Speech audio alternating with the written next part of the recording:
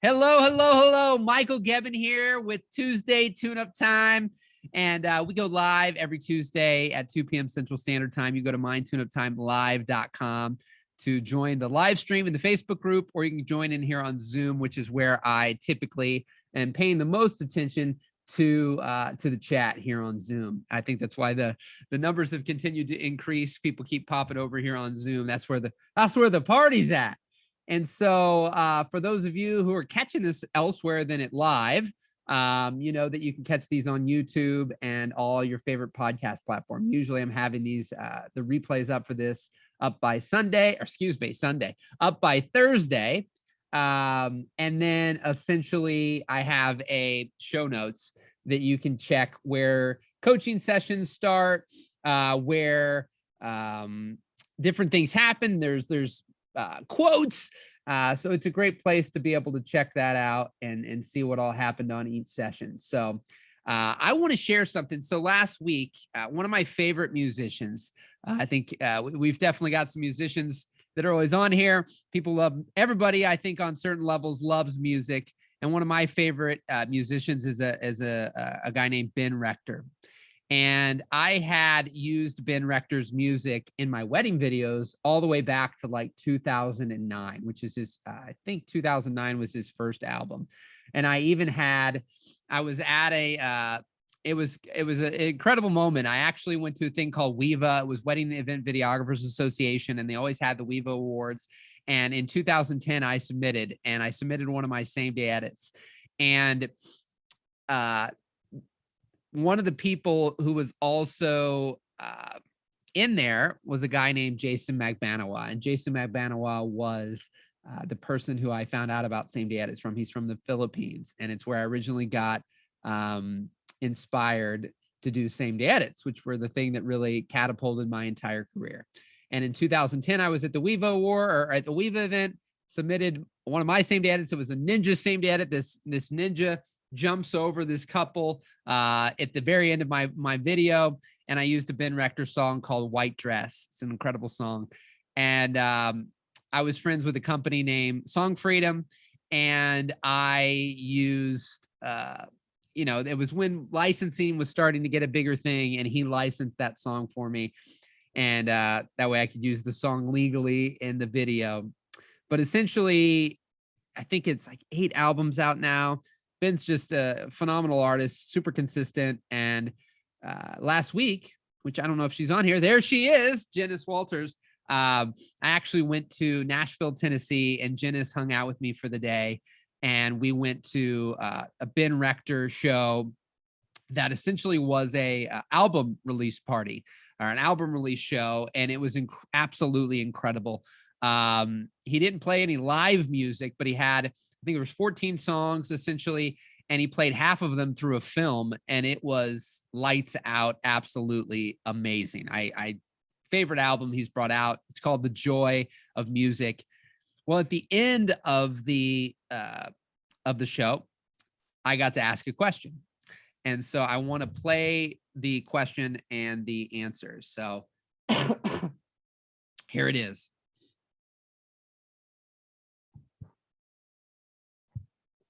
Your music when I used to film. Hold on 1 second.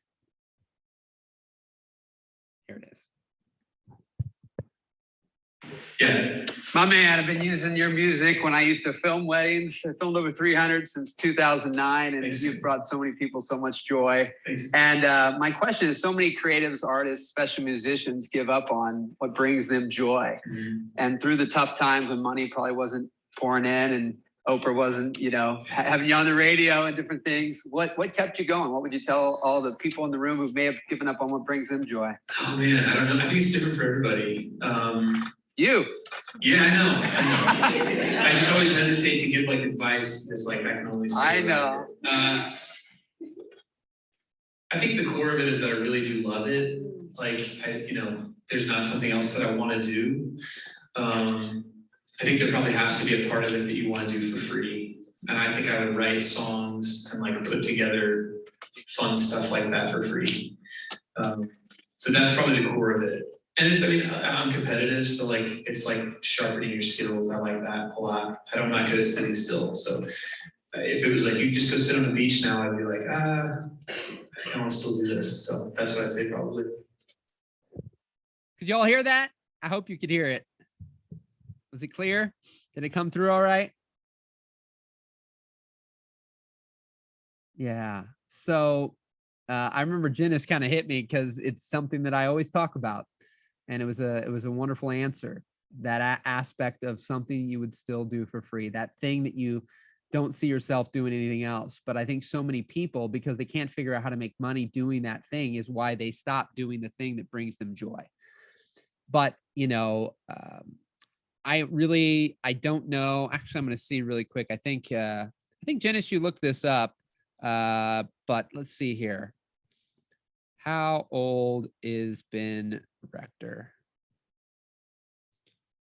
35. So actually the same age as me.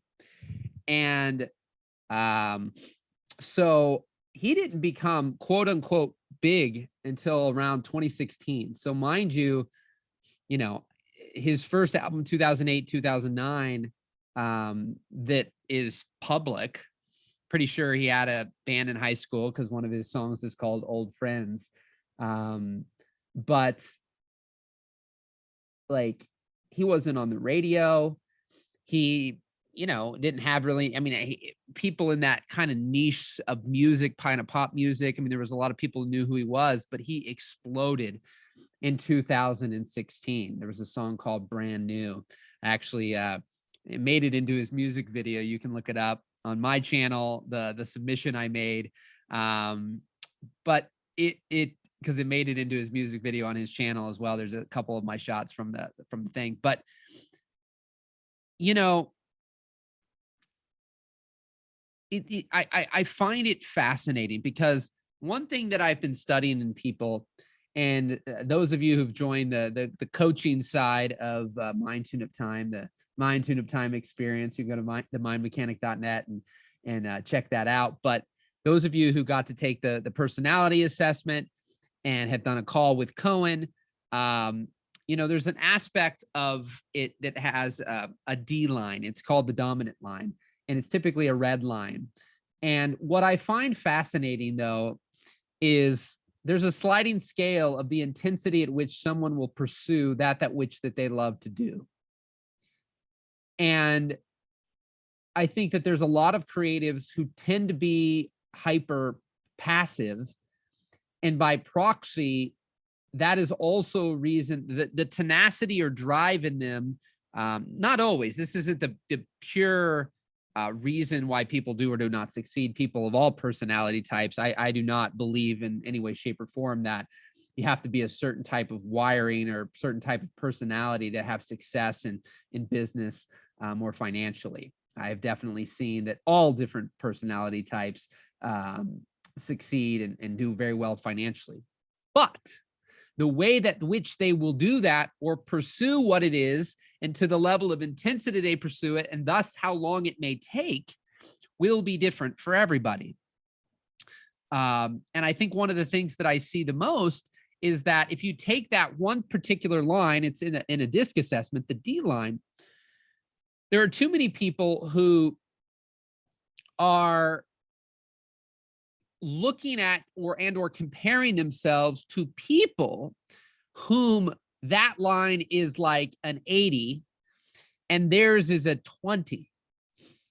Now, if we just compare that to a vehicle, it's one's a Ferrari and one's a Prius, or one's a Ferrari and one's an 18-wheeler. Now, all of those vehicles will get you from point A to point B.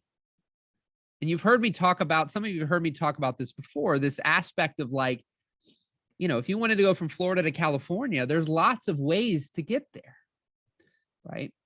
But I think that when we're looking at people who you might have been working on something for 4 or 5 years, but you compare yourself against someone who looks like they did something in a year, but that person just innately is doing, even if it's a similar type of thing, they're doing more than you are in the same amount of time, right?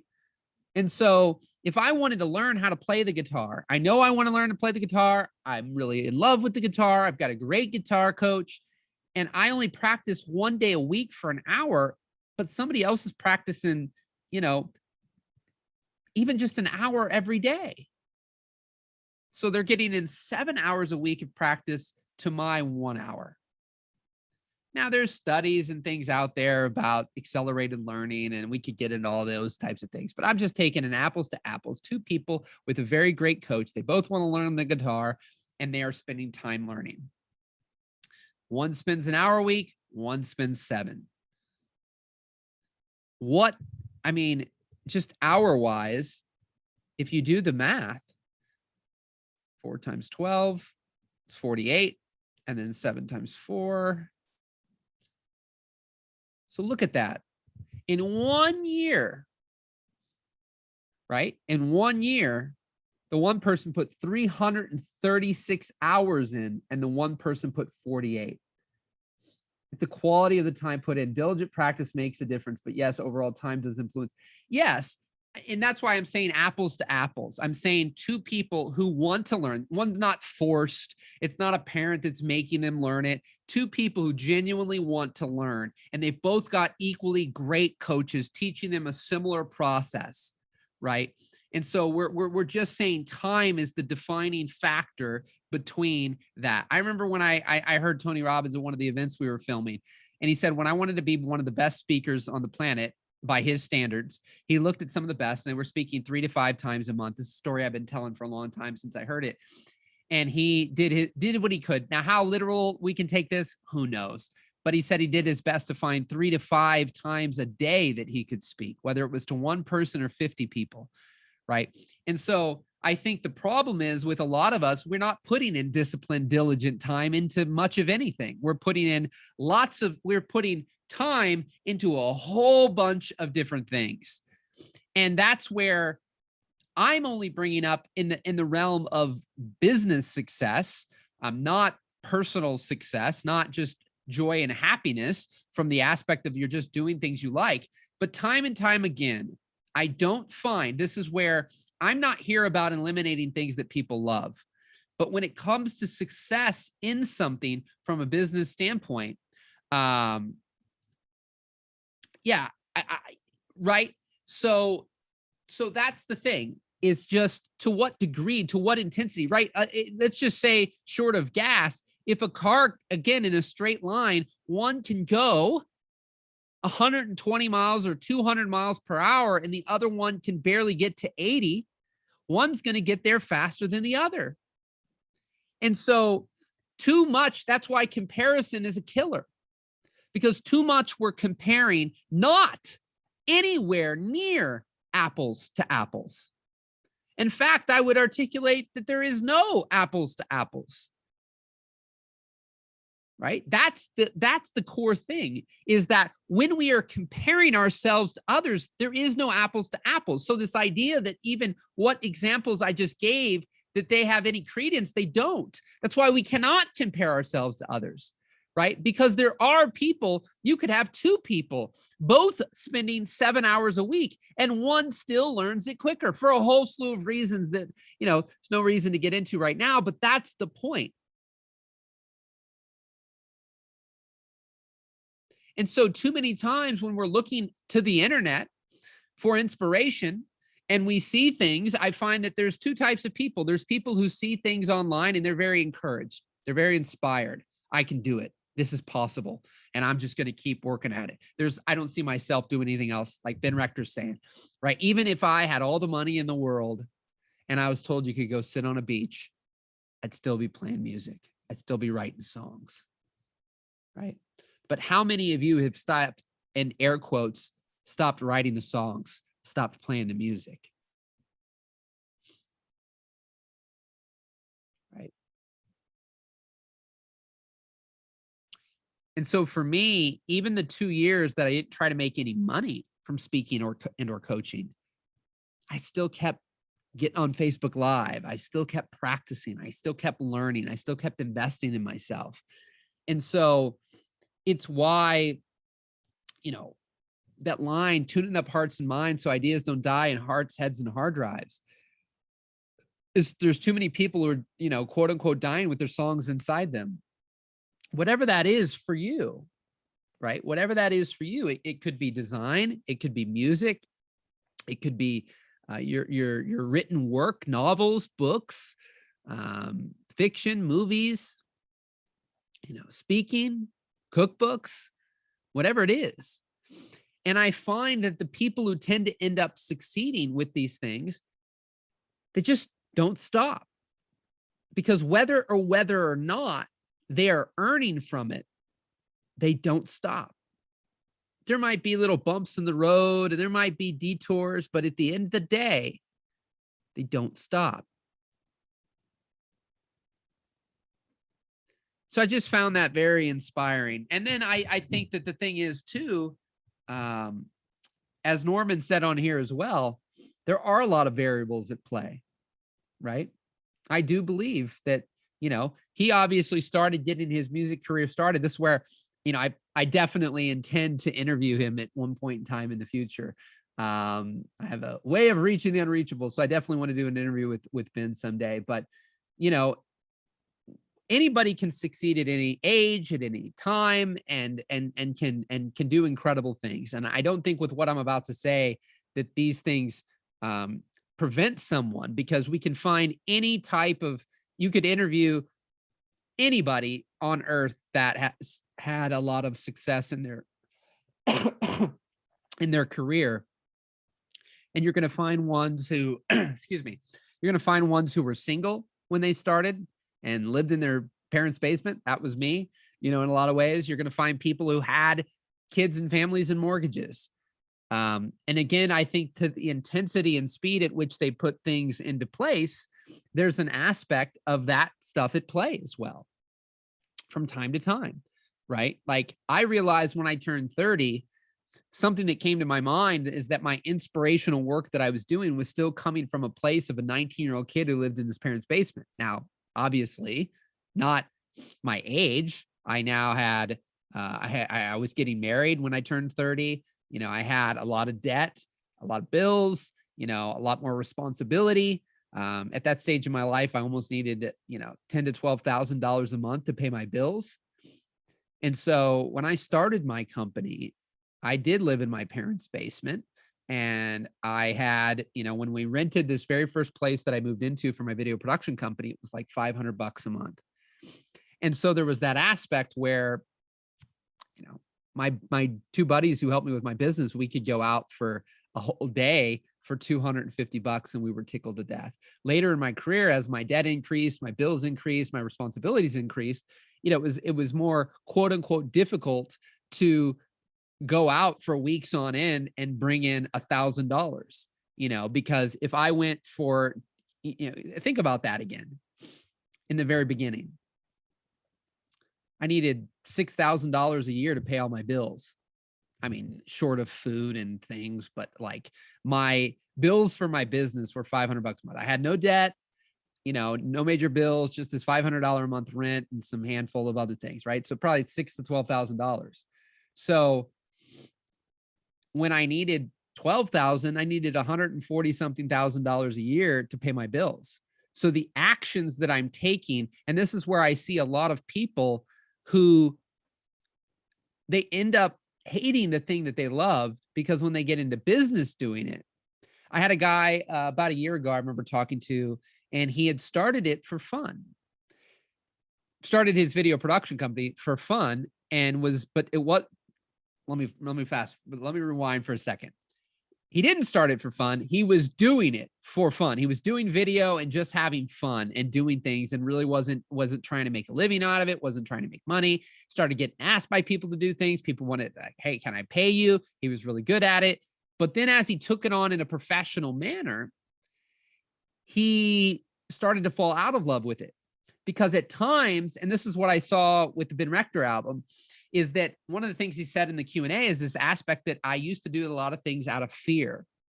So he was trying to be more perfect. And there was things where he was getting bored, and he had to bring the joy back into the music, because there was that aspect that he had lost just the fun of it. And he was doing things that he knew was safe, that he knew he could win at. And so this having people gather in a theater and not even play a live, set, but simply just play a music video that was like 25 minutes long and then literally just stare at a screen. There wasn't even lyrics, and just have the songs be played. And the music video, he's dancing, he's doing a lot of things that he said, was outside of his comfort zone. But it brought the joy, the fun, the fulfillment back into it. He had lost some of that because what happens with people, and I've talked about this before with the order taker master chef, is a lot of people become order takers. So what they did that got them started, that they had fun with, that they had joy with, which is typically why, like I always tell people, because people can hear things. I don't do video production anymore. I don't own the company. And depending on what you hear me say at what point in time, you can interpret that I may have not liked it or anything. I just fell more in love with this than I did that. I never hated it. I was never, I didn't get to where I got to out of misery. Right. And really what kept me going is a number of reinventions. And then really at the peak of my career, doing it as I talk about, create your life your way. And you've heard me potentially talk about the my way decision. It's the decision I made, never called it this back in the day. It's just what I identified years later. But, when I decided I'm going to do it my way, I quote unquote infected people at such a deeper level. They were my enthusiasm, my passion, my intensity for what I did increased tenfold because I had lost my passion. I had lost my joy because I became an order taker. When people came to me and said what they wanted, rather than speak up, rather than have an opinion, rather than have a vision, I would simply do what people said. It's why a lot of people get out of corporate, because they say, and I don't believe that it's true for all scenarios, but I believe it's true for a lot because there's a lot of politics and BS going on to where people don't have the ability to always be more of that master creator, that master chef, and have that vision and speak their mind. I think that a lot of people say that, and I think at times they just don't even try. Not always. Like, look, I get it 100%. There are things where you just cannot rock the boat and you will be fired 100%. But as a self-employed, independent freelancer contractor, I do find that we are going into an economy more and more every single day where the person who just wants to take orders, they will be replaced by robots, by AI, by technology. And it is the people who have vision, who have ideas, and we're willing to speak those things up. So rather than when somebody comes to you and says, this is what I want, and you keep your mouth shut and you do it, you speak up and you have ideas. And I have found, and I have so many scenarios through myself and those that which I've worked with as well, where I have, and I was even talking to Janice about this, sometimes what I find that when people have opportunities that they've designated that they no longer want to do, that all of a sudden you take on this master chef and you're like, all right, it's not a my way or the highway approach. It's still a collaborative approach, but it is very much that it's collaborative, not just because I think that a lot of, especially creatives, which attracted my world, when they become order takers, the creativity is sucked out of them. Right. But so what happens when they're like, yes, I'm going to do it my way and I'm going to speak my mind on these things. What happens though is people will come in and they'll still bark orders. They'll still have things that say, do this or do that. Now, what you can do is what a lot of people do is they do one of two things, which really I'll add a third, but one of two things is they either keep their mouth shut and then complain behind the scenes and do the project. That's usually that's what a lot of people go through, right? In the beginning stages, like somebody's willing to give me money. It's a warm body. I'm going to do it. I don't care what it is. I don't even care if this is something I really want to do. Somebody within the realm, that was me with video. Geb's Total Video is my company. So if somebody was willing to pay me to do something that involved a computer and a camera, it pretty much on certain levels didn't matter what it was. I would figure out how to do it. But the more I did those things, the more I found that there was things that I excelled at more than others, that I desired to do more than others. But then there reached a point, and this is where the my way decision came in, where I couldn't figure out why some projects, here's great projects, here's not so great projects. Like I'm just not having fun. And so there's that aspect that you can just take the job, complain behind, like you reach that stage in the beginning, people are just tickled to death. I mean, I really get it. Like when you're brand new to something, even for free or paid, you're just tickled to death that somebody's willing to, pay you or allow you to do something. So you do it. Then as you start to figure out, well, there's things I like more than others. I don't know that I really want to do these. These are not fun. These are stressful. These are whatever, right? But then you still do those things and you just complain behind the scenes. Number two is that you don't take them and you just say no to those things. Now, my suggestion is you add a third one, which is where you add in the vision for what you do.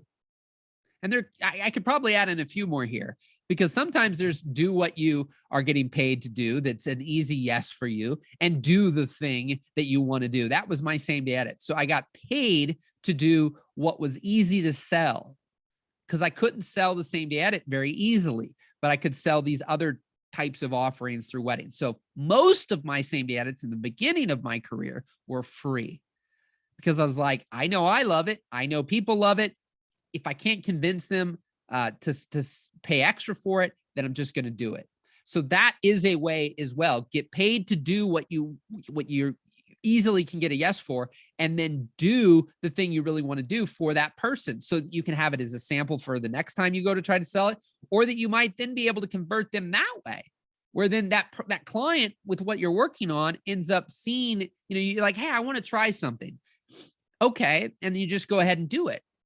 And they're like, wow, okay, that's even better than what I thought I wanted, right? Then you can become confident enough to where you can speak your mind, speak your vision, and explain why you do what you do, and say, if you really want what you want, what you say you want, then I'm not your guy or I'm not your gal. And I had many times where somebody came in wanting something that effectively, one of my coaching clients, probably about a year ago now, that I remember explicitly, we went back and forth for a number of weeks.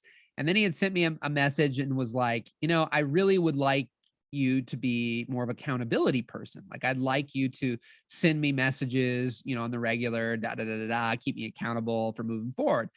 And, I did exactly that with coaching. So I only have my two particular categories of video production and coaching. And then I have dealt with a number of different people and have seen it work in other things, but my specific examples work there 100%. And definitely I've seen work elsewhere, where, when I explained what I think about accountability, why I do it the way I do it, signed up immediately. And that's what I've seen even with my video, because a lot of people don't do that because they are afraid.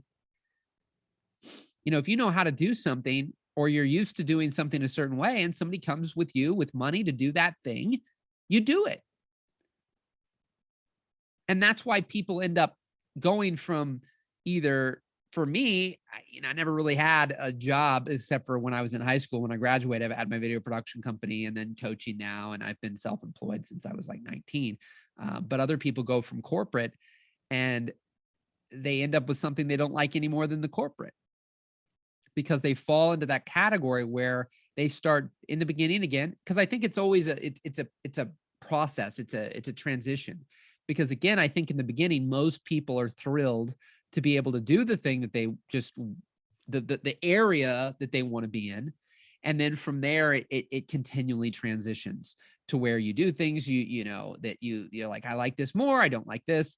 And then you come to a place where you really know what you like, and then you know what you don't like, but you don't get to regularly do what you do like, because a lot of people may or may not come to you for that, right? It's like I used to have creatives back in the day. They wouldn't bring, their extra cameras or their gimbals or the glide cams or the drones, or, it wasn't drones back in the day, actually, when I was doing it, but like they had all this gear and they wouldn't do these things. And I have found that the way I'm wired, inside of me, if I'm making a choice to do something, so like right now, I'm making a choice to be on this call. This ultimately right now is a free call, right? And then I get on the phone with people, I get on Zoom with people, I get on Voxer with people. But essentially, if you listen to me interact with people, throughout the week. Overall, you wouldn't know if someone's, basically, I'll just say if someone's paying me or not paying me. I won't say a little, a lot, or anything, but just paying me or not paying me. It's the same thing with video. When I did video, I reached a point in my career where I recognized that, you know,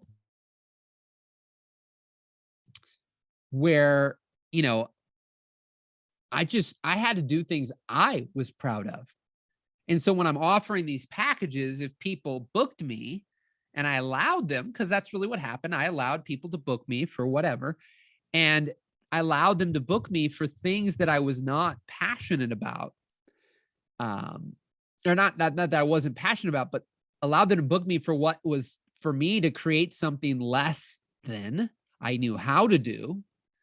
I still do what I still would do what I knew what I was capable of, because I didn't want to create something that was inferior. I had, and I don't know where that fully came from. I know my dad has been a great example in my life of someone who's always shown up and done his best and always has served and helped people.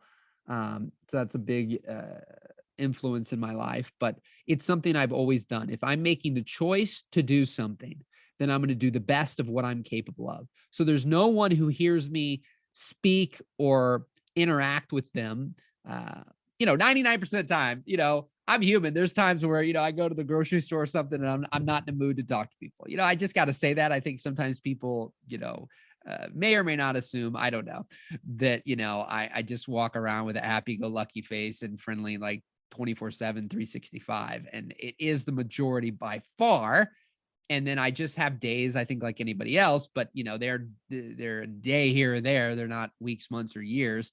But yeah, by default, like when I interact with people, it doesn't matter. I mean, Janice can maybe speak for you. We spend a lot of time in the car and whatnot. And it's like, I love people. And so it doesn't matter whether someone's paying or not. If I make the choice to be with you, I'm going to even give you my best. When I made a choice to do a video, I'm going to do my best when I did that back in the day. And I believe that made a huge difference in my career, because there will be people who, what I've learned through the years, who,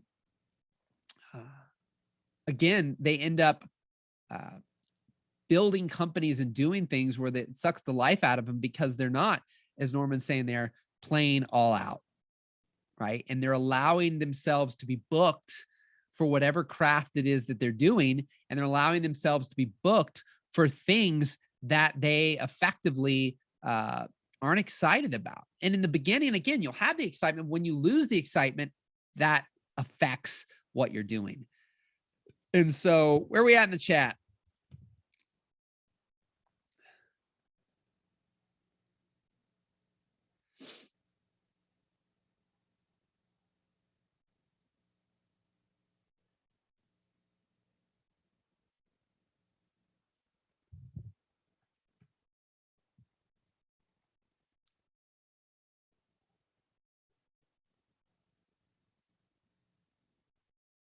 Oh,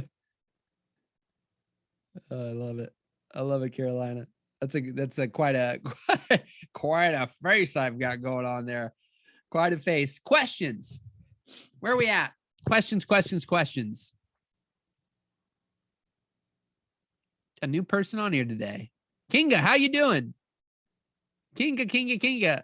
I love when there's a new name. How's Kinga doing? Questions, thoughts.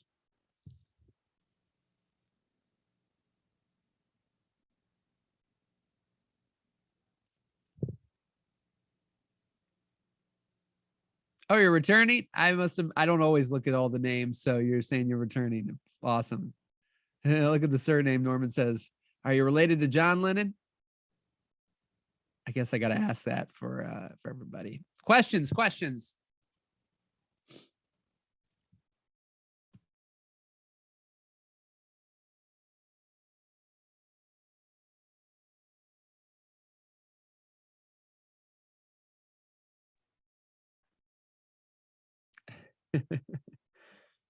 You getting some royalties? Love it. Questions.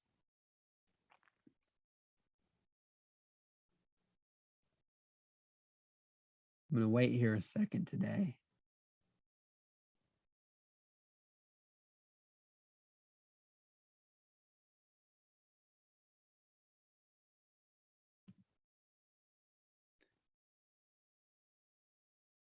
What's on your mind?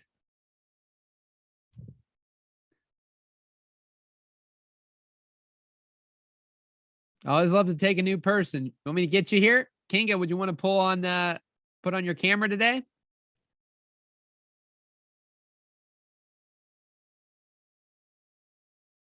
Kinga, would you be willing to get on camera? Okay. All right. Let's try to take a new person on this call. So, how to monetize what people love to do. And then Kinga stuck on launching. So, if you can give more context there. So, I think when people, it's easy to stay safe when we don't launch things because technically people think that they can't fail if they don't launch. But the reality is what I've programmed my mind to believe is that, the worst thing that's going to happen is you're going to know when you don't ask, you don't try. At least when you try, there's an opportunity for something good to happen. And I think that is the same for just about anything, right? Like you already lose by not launching, by not doing, by not taking the action. You are by default losing. You're not a loser, but you are by default losing, right? I believe in sports, most sports at least. I might be wrong here, but I'm pretty sure that if a team doesn't show up in any kind of competitive, soccer, baseball, football, if the other team doesn't show up, then by default they lose, right? Like, so that's the thing when we've got to think about, and it's back to the topic of last week, right? Around procrastination. Why aren't you launching? What is it that you're stuck on? There was a guy here a number of weeks ago that I did a call with, and I kind of joke because when I talked to him, I went what I called fishing and tried to find a problem or a challenge. But this particular person at that moment in time, I felt like was in a great place, but they had been getting ready to get ready to get ready to get ready to get ready. And they hadn't launched. And it was really just a permission, right? And then they made $10,000 over the next month. Now there's a lot of variables, right? That's what people hear. And it's like, you could be getting ready to get ready too. And then you launch in your first month, you make 500. And so you hear me say 10,000, you think, I remember when my friend and I, back in the day, launched something, but the people we were following, we were so convinced that we were going to make 50,000 our first month that when we made 8,000, we thought we were losers. Now, maybe you're of a different mindset. You're on mind tune of time, but even I, the mind mechanic, if you will, has dealt with those things, right? Because my influences were having me believe that we would do $50,000 based on all the variables that we had fed to them. And so when you hear me say something like a guy got on here and all he needed to do was launch and he does 10,000 in his first month, that you could hear that and do 500 and then feel like you were a failure. When in fact, created basic music theory for beginners, was piano teacher for many years, just not sure how to, I don't know what that, there's a big space there, go via this process of launching, confusing me for so far. But see, here's the thing. Do you know human beings? I'm going to dumb this down because I think that so many times, like we say we don't know how to do something, but in fact, we either, I find, don't want to, don't like to, because learning how to do something, it's everywhere, whether it's paid, whether it's free, whether it's YouTube, it's expensive, it's cheap, that the how-tos are in abundance. And then what I realize is there's a lot of how-tos that really are just very simply, I don't want tos, right? Because I guarantee there's plenty of things that you've learned that are even potentially simpler things at times in your life that you know how to do, but you might have wanted to do that. That's back to the whole concept of music. What I didn't bring into the variable is a person like who's being forced to do something, who doesn't want to do it, right?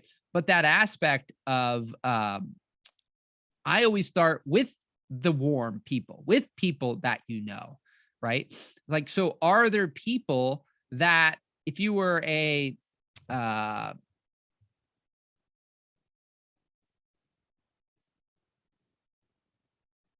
yeah, but see, it's foreign to me, and to do it in a poor manner is not acceptable. So that's conflict against you.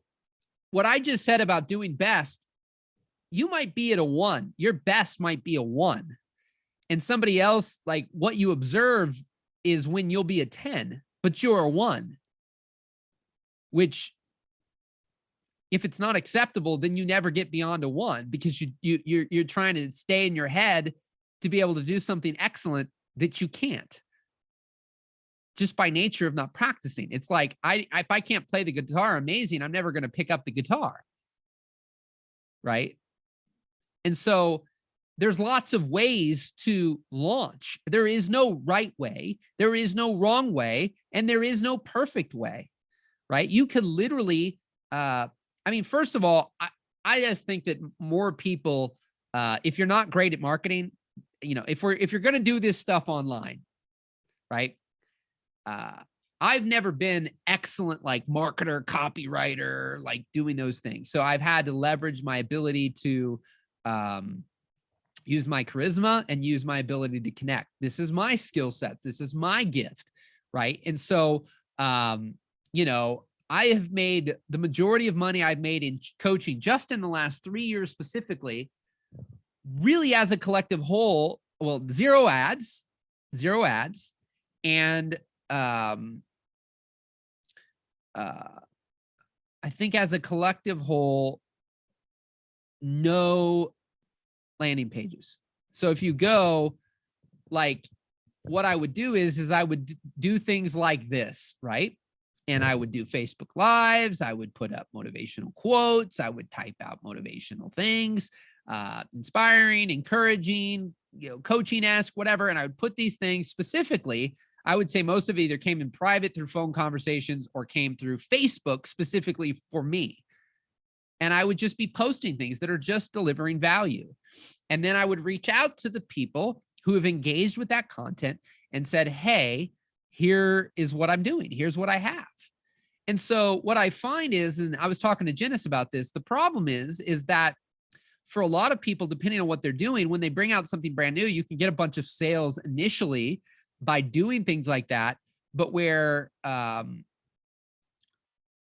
you know, it really depends. There's plenty of businesses. If you're going more high touch rather than high tech, then I do believe that you can build a business. And usually high touch I would say, come with higher dollar amounts, right? So for me to go film somebody's wedding, not some, you know, it's not being filmed by a robot or AI. It's not like, you know, I don't know. I think there might be companies like this exist where they'll just have people from the wedding film with their phones and then they edit it, but it's not $4,000 or $5,000 because it's not going to be high quality or high caliber. There's no personal brand associated with it. It's just somebody who, you know, can't afford to have somebody or doesn't want to spend the money. So they're like, hey, we'll just have our guest film and we'll have somebody edit it. Right. And there's some companies that'll do that. And so, you know, what you've got to keep in mind is that when you're high touch, you can get away with, because look, if you're selling something for $3,000 to $5,000, you don't need a lot of people to make a lot of money. If you're selling something for $10, you need a lot of people to make a lot of money. And if you're selling something for $10 and need a lot of people to make a lot of money, then you have to know how to drive traffic. Typically, you know, traffic can come in the form of advertising. It can come in the form of affiliates. Affiliates are, you're great at collaboration. You've got something that you know converts and people want to promote it. They promote it. You make money. They make money, right? So they have an audience that you don't have. And by proxy, you're able to go to their people and put your stuff in front of them, right? And so then there's social media. I mean, to consistently, because you're going to have a portion of your people that are never going to buy. So if you had 10,000 people that were, you know, on your YouTube channel right now, and you've never sold them anything, you brought something out, you're going to get a portion of those people to buy. And then there'll be a trickle. If you never gained more than those 10,000 people, you just would have a trickle of people out of that audience who over time would continue to buy. But if you wanted to consistently make the same amount of money as you made off that launch to the 10,000 people that were never sold to before, you'd have to continually grow that audience, and you would continually get a sector of those people. And so what a lot of people who are going, a course route, and they're selling it from, 50 to $500, is that they don't know how to get eyeballs, and that's it. It's quite frankly that simple. Like, it doesn't need to be, it's not complicated. It's just like, I ran ads for a buddy's business that I was collaborating with him back in 2014. And I was running the ads. I did it for 5 months. I hated it. Just to prove, again, I'm not driven by money. I mean, we did $200,000 in 5 months, and 50% of that roughly was spent on ads. And I was running the ads, and then we hired somebody, and that didn't go quite well, but I hated running the ads. Like, I didn't like messing with that. I'm a very obsessive person. So I get very intense in the areas that I do things. And so I just was obsessive compulsive around studying and updating them. And a lot of people I see running ads, a few people here and there have a couple ads running, and they do decent with it by just having a few, and they're just in the right niche or whatever. And the product is just something that sells well, and they don't have to be epic at ads. And then there's people who do well with ads, and they've got literally probably hundreds, if not thousands of variations of ads running to different types of audiences and ages and different copywriting, and they become obsessed with that. And so, but I mean, you literally could initially at least get things going through where you were a teacher, and the people you're connected with, and they maybe can be your beta users. I think so many people forget the process of just get people to, even if it is for free up front, just get people to consume what it is that you have, to prove that people learn from it, like it, et cetera. And so what else we got here? I have always been pushed and always strive for excellence to initiate in a manner that looks terrible, beginner. And I've heard. Yeah. Well, all I would say is, how's that working for you? If it's working, then keep doing what's working. That's what people have said to me. Right? If something's working for you, then keep doing it. But if it's not working, then you've got to question, what are you willing to do about it? So if being perfect and excellent before you start works, then keep doing it.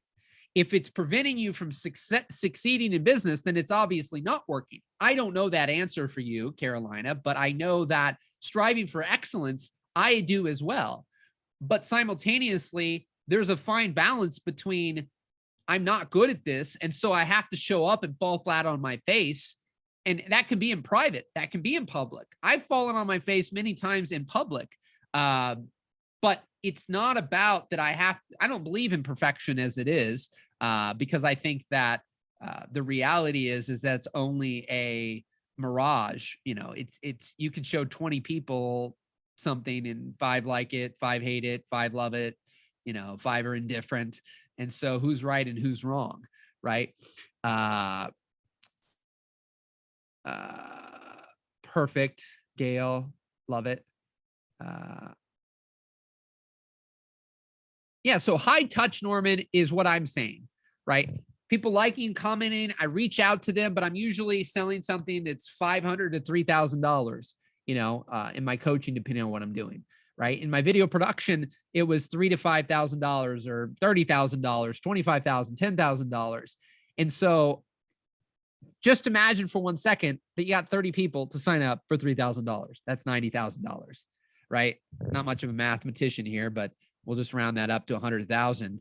But 100,000 divided by something that's $10, you need 10,000 people. You're probably going to need to get in front of 100,000 people to sell your 10,000 people. I mean, that's what, having worked for some online marketing companies, the conversion rates are basically mediocre at best. Again, I might, if I got the right people in front of me, I could talk to, 50 people and get 30 to sign up. Right. And if it's $3,000, again, let's just say that's 90,000. but you're never going to be able to talk to 10,000 people, right? I mean, depending on how long your conversations are, right? But so when you're setting up something that's more in the e-commerce where you need basically quantity to purchase from you, you need to be able to drive a lot of traffic because, you don't typically see, I mean, for the most part, things that are zero touch, like they're just seeing something and they're clicking the buy button, right? That the conversion rates are like 0.5% up to 3%. So you just do that math on what it is. If you're not going to talk to people, get on the phone with people, message people, and you're just hoping that you're going to spray and pray as I posted it, and I hope that people see it, and then I hope people click it, and then I hope people buy it, right? If you're going to do that, you need a high volume of people. And then if your stuff's good enough and you can get in and make the math, because then it's just a numbers game, you make the math work, then you can get it to work for you, right? Because now if you can figure out on whatever method to drive a certain amount of traffic to your thing, and if I get 1,000 people, I get 10 sales. And by doing that, it costs this much money to do it or whatever, then it works, right? So when you're low touch, high tech, and you need automations and webinars and email campaigns and all those things to convert people, then you need to start being good at a lot of different things, right? Or you need to be good at delegating and hiring people to be good at things that you're not good at or don't want to learn. Whereas if you're good at the thing that you're selling, depending on what it is and how much you can charge for it, you can talk to less people if you're actually going to interact. I did a poll inside of a group called Full-Time Filmmaker once, and I polled and got about 60 people to vote. And out of those people, I asked the question, if you get an email, I'm going to ask all of you before I answer this, for whatever it is, I'll look back up here in a second. So if you got an email right now, if somebody emailed you, text, you see the written word, there's written word. If you got an email about what it is that you do and they were curious about booking you, would you attempt to keep it in the format that they communicated with you in, i.e. email or text? Would you just text them or type them or do that back and forth to try to close the job? Or would you attempt to get on the phone or Zoom or some other form of communication? Which would you do? Not yes or no answers. Which would you do? Would you get on the phone or would you stay in email? So you can put phone or email. Okay. Okay. Yeah, I got probably no coincidence here. No coincidence in this group. That wasn't my group that I did this poll in, but the no coincidence that the people on this call are all wired like me, basically. So of the people in this particular group who were a lot of videographers, they essentially, there was, I can't remember the percentages. That group was a lot more introverted. So a lot of them said email. They would stay in email. And when I went and followed up in Messenger and talked to these people, I asked what the highest paid gig that they had gotten. And of the people who were willing to get on the phone or could meet them in person if it was a local gig, but they did some kind of auditory contact. And then the people who stayed in email. The people who stayed in email, the highest paid job any of them had gotten was $1,500. The highest paid job of the person who got on the phone or was good at building relationships or would talk or be in person was $38,000. With an average of $4,000 to $8,000. So therefore, in that particular category of people in filmmaking and video, the people who were not really willing to get on the phone or meet with people or talk to people, they would rather just stay in email or text message or try to do things there, that most of them, now there's people out there who are really good at those kind of things, but most of those people didn't get a paying job more than $1,500. And yet 4,000 to 8,000 was the average, was the highest paid person at 38,000 when it came to relationships and conversations and phone and auditory. So I've seen this time and time again, that more times than not, it's why I see a lot of more introverted people building course businesses. because the course people tend, not always, but tend to be more introverted. They don't like to repeat them. Like, they doesn't mean they don't like people. Doesn't mean they don't like talking to people at all. But by default, the course makes a lot of sense. Curriculum, structure, system, step-by-steps, not repeating themselves. You know, and what I find is that for people like me, I don't really like any of that. I love talking to people, but that's been an advantage in my career. So have I been an expert at advertising in the big picture of my career? No. Have I been an expert at copywriting? No. I've been an expert at being great. When I was great at video. When I'm great at coaching. But the way I've really achieved the business in that is being great at it, you know, getting to a place of excellence over time, because we all suck when we start something new. We will suck at it. It is very unlikely that one just intellectually learns something by listening, watching, thinking, reading, and then not doing, that they become great. That the first time they do something, that they're great at it. It just typically is not likely. And so let's see here.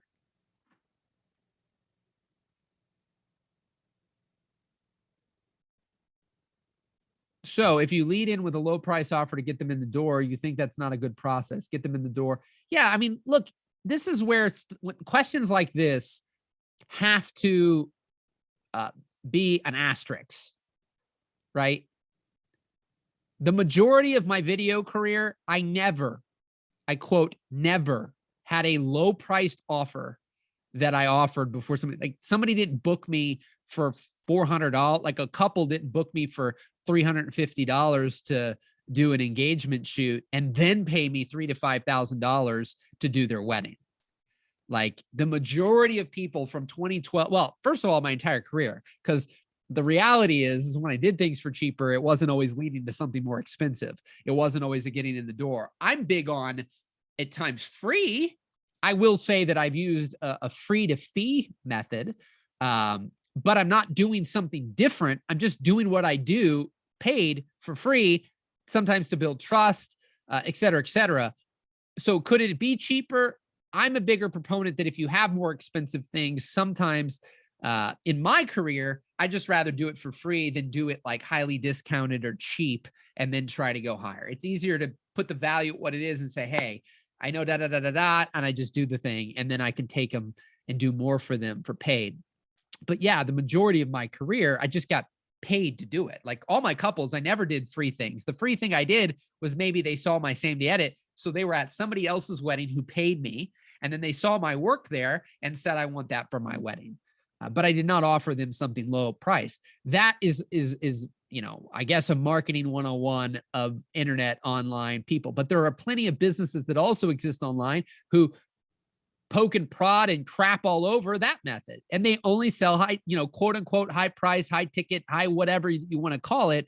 But they go straight from a webinar to a phone consult and sell you something for $3,000 to $5,000, $10,000, $15,000, $20,000. And they do not sell a $7 ebook and then a $99 video course and then a $500 video course and then a $1,000 thing. Like, that's a method. And if, again, it's working for you and you're excited about it, then do it. But I'm always going, if there's an easier way that I can get to the result, which for me, it's just, I mean, dumbing it down to the activity, it's talking. Right now, I don't like chit chat. I'm not a big chit chat person and just random talking. All my conversations with people as a collective whole, I mean, there's my parents and some, you know, my wife and a few people that I'm not always having these kinds of conversations, but the majority of people I interact with, I am.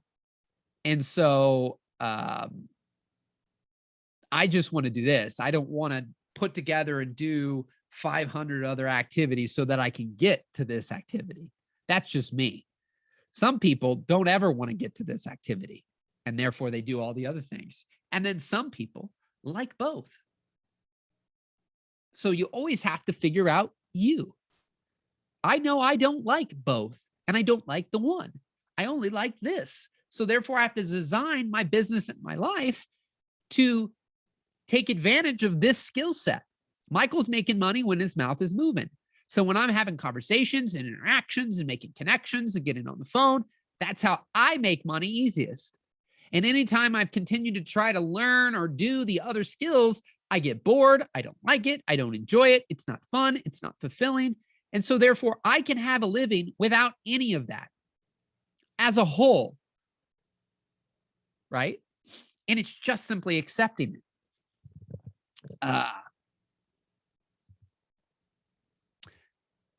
Yeah, hi. Yep, Norman. There are musicians that are perfect technically. The way the audience receives it is another aspect altogether. Likewise with coaches. Some know what they do well, but cannot teach it. I'm sure you've experienced that. Yes. How can I relate to that? My courses, and I'm not sure anyone can learn and understand. I know how to be a teacher, just need to get it out. Yeah. And first and foremost, I mean, have you even, do you post anything anywhere? I mean, I see this a lot in times when I was doing stuff in Samcarp. People don't post anything anywhere. Like if I go to your social media platforms, there's nothing on there. Not everybody, but a lot of people. There's nothing in relationship to what you do anywhere. You don't talk about it. You don't write about it. You don't do videos about it. You don't do anything about it. You just are excited then to sell a course about it, but nobody knows it exists because you're not out there talking about it, writing about it, or putting something out about it. And so that's step one sometimes, unless you're willing to become, I mean, there are people who put out no social media. That's another aspect of people. There are people who have no social media, but they have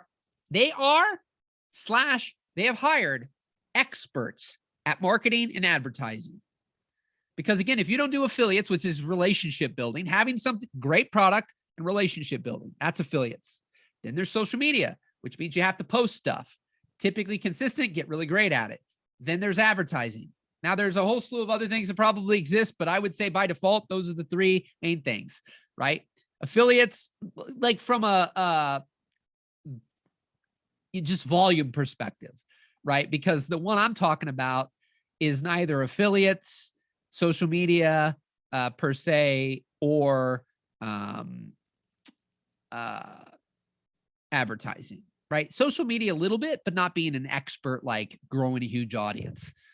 Just simply posting things and posting around the topic and area that I essentially want to be doing things in, but not being an expert at tags, titles, descriptions, or making very specific type of content with certain keywords in it and all these kinds of stuff. I really fall into the category of relationships and connections. And some of my biggest deals in the last, 3 years have come through that avenue, not through my posting on social media. And so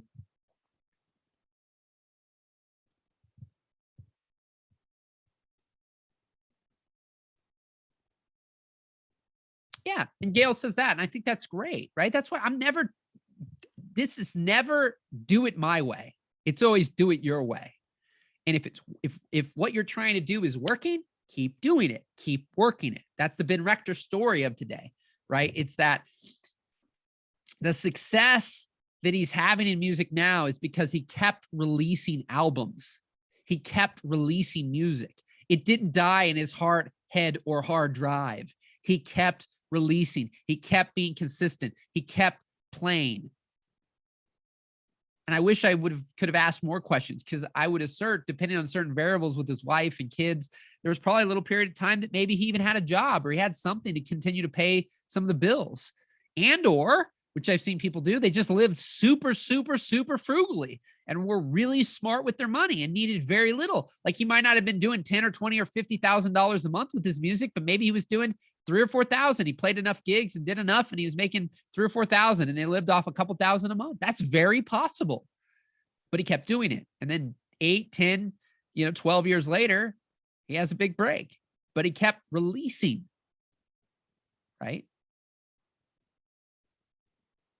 If stuff's dying on your heart, your head, and in your hard drives, like you can't be found. You can't have that break happen, right? But that's where, saying what's authentic, a blend of both. Absolutely. And if that's who you are, then do the blend of both. 100,000%. Right. this is, like I said, it's not the my way. It's what are you going to show up and consistently do? What is the thing you're willing to do? Because again, it's not a matter of intelligence. It's a matter of lack of desire or lack of willingness to do something. So let's see. Yeah, and I hear that too, Carol. I never did free, right? People out there that's just where I love banter, or if you want to call it banter, but I love opposing views. I used to not because I didn't know how to respond. But now, like, I absolutely love opposing views because one, I don't need to be right about things. So there's times where I'm like, okay, well, that makes sense. I'm willing to readjust. But then there's also where I'm not willing to readjust because I know that there's people that, one, they either have a bad perspective on something or they don't know any better. Probably those are the two, right? They don't know any better. They don't know a different way. And so they haven't done it. And then their way is working, or they are doing it a way that isn't working. So a lot of people, when people have heard me say free, I've had people who are just like, oh my God, free work's horrible, stupid, don't do it. Worst thing you could ever do. But I've had bad free work and good free work. Bad free work is, I'm going to hook you up. I got all these people and I know all these people and I'm going to give you all this exposure, and right. People coming to you. Most of the time, not all of the time, but most of the time, I have found that people who do free work for people who are talking about hooking people up, and if you do order taker free work, which is not work you're excited to do, but you're going to do it anyways because you're so enthralled by the exposure, that most of those people don't do squat for you. They're takers, not givers. They take from you and they'll take from you and then won't do anything for you. And you'll just work your butt off and then you'll be resentful of them and you'll have a bad taste in your mouth around free. I know plenty of people who have strategically, and I've had that kind of free work, did plenty of it early in my career. Then I have done strategic free work where I have leveraged it in a multitude of ways to open doors, gain trust, and that's that. I mean, look, the reality is this is free. Like, you're not going to use social media and not be utilizing free. And so I don't do that. I don't need practice on you. I don't. Yeah. So that's okay. I don't need to practice you. I know my trade, working for many years in the industry. I deliver. My prices are high. Don't compromise. Yeah, absolutely. But see, that's bad advice to a brand new person. And that's my humble opinion, right? People reach certain levels in their career where they don't ever need to do a free project. It's no different than I had a guy once for a wedding. The dad goes, hey, my daughter's really, really beautiful and she'd be great in your portfolio. Do you think you could give us a discount? Which was a weird thing in and of itself. But like, I was at a point in my career where I had so many leads, I didn't need to discount. So that would be an example where it's all about where someone is at in their career. For me, I think that's why generic advice to the broad and to the masses is a double-edged sword at times.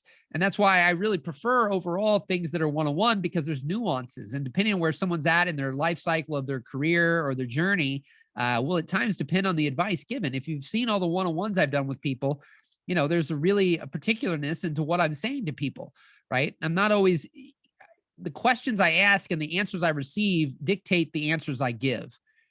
Some people give the same answer no matter what question or no matter what answer they receive from the person.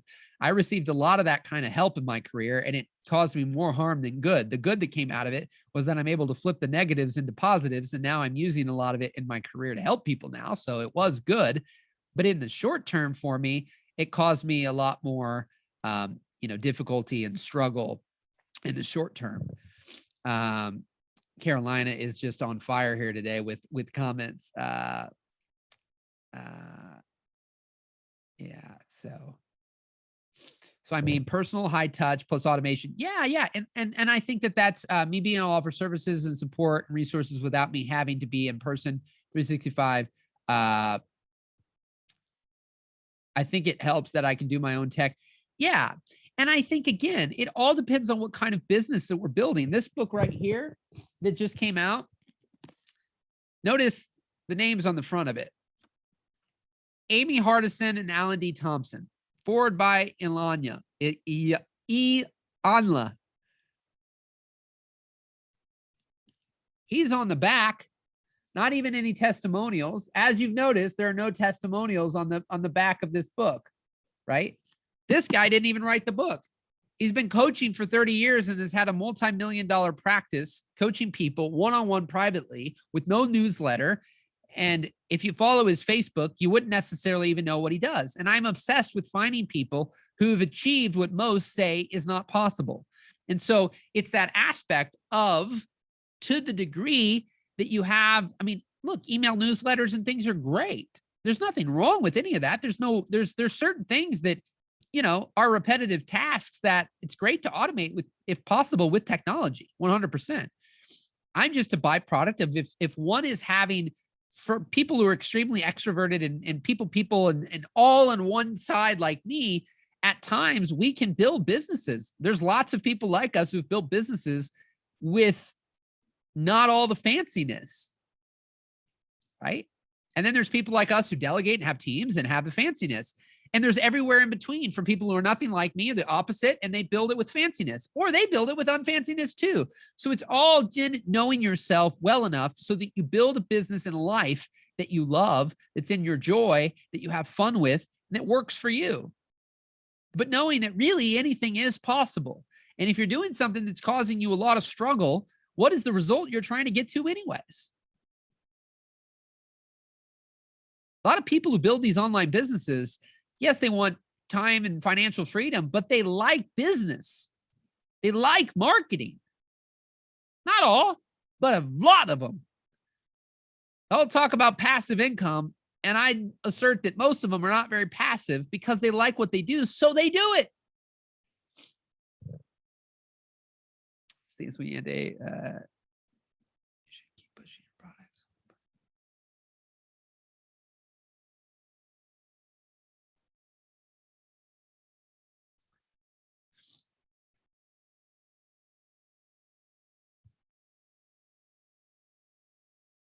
Awesome. G. Awesome. Awesome. Love it. There's on that. That's why the podcast or something similar like you're doing now. That's possible, right? So it's new territory for me. Yeah. But that's where, yeah, the podcast, YouTube channels, these things are great, but it's like, that's where it has to be released, right? It can't be found if it's on your computer.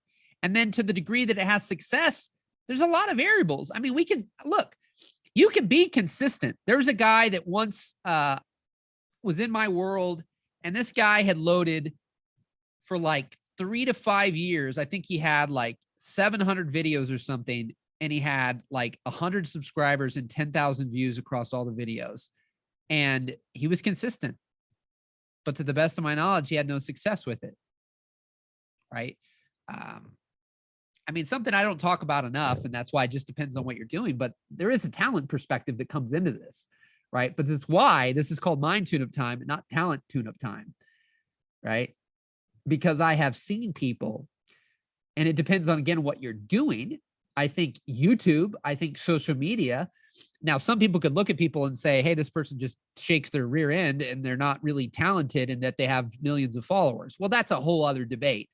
That's a whole other thing. But like a lot of people who are providing services to people, which is a lot of the people I deal with. I deal with a lot more people who are kind of service oriented in the sense that they're going to probably provide a service that involves connection with the individual that they sell to, depending on what it is that they do. And so in that realm of providing a service to someone, talent matters, but mindset matters more. Whereas if all you do is consistently post on YouTube every day, but you don't, and especially now, if you did that in 2008, you could be less talented. You do it in 2021, you can't be less talented. And that's just, it's just fact. I got 10,000 subscribers.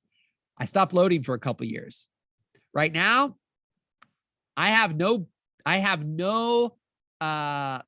there's no knock on my talent for the fact that my average views on YouTube right now have like 30 to 100 views. And right now, I've just gotten them loaded up again. I am not trying to be really good at titles, tags, and descriptions. I'm just building the habit of getting them uploaded again. But I know plenty of people who are super talented and do things on YouTube. And as YouTube evolved, they got dinged for the kind of content that they put out. And so people now prefer to watch or listen to their content on podcasts rather than YouTube.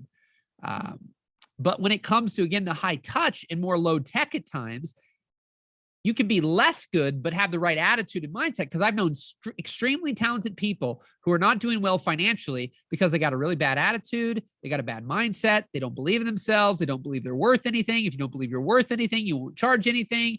Even when there's somebody before you who'd be willing to pay you, you'll get less than a person who may have less talent, but has more confidence than you.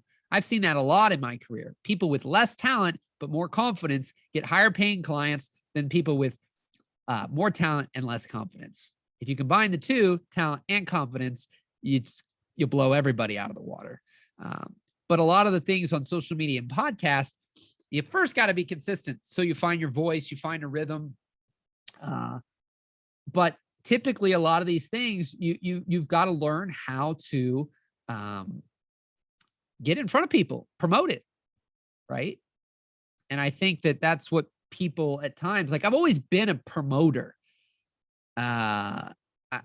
Typically I like to tell people about what I got going on.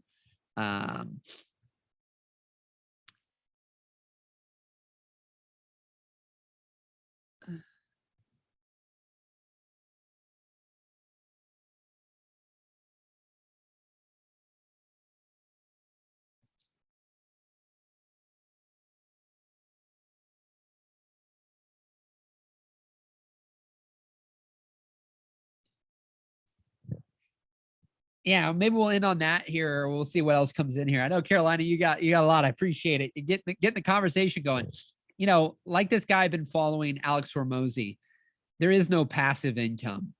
I mean, if you put something in the S&P 500 index funds or certain things where the money can compound over time, that's about the only passive income that can be created, because everything else is a sliding scale of to what degree of effort and time you still have to put in. A lot of people who build these businesses that make people feel like they don't have to do anything, part of the problem is that by proxy of the word passive and not wanting to have to work, people don't want to put in all the work. And then a lot of times there's still consistent effort that has to be put in on some level to get it to work. Because,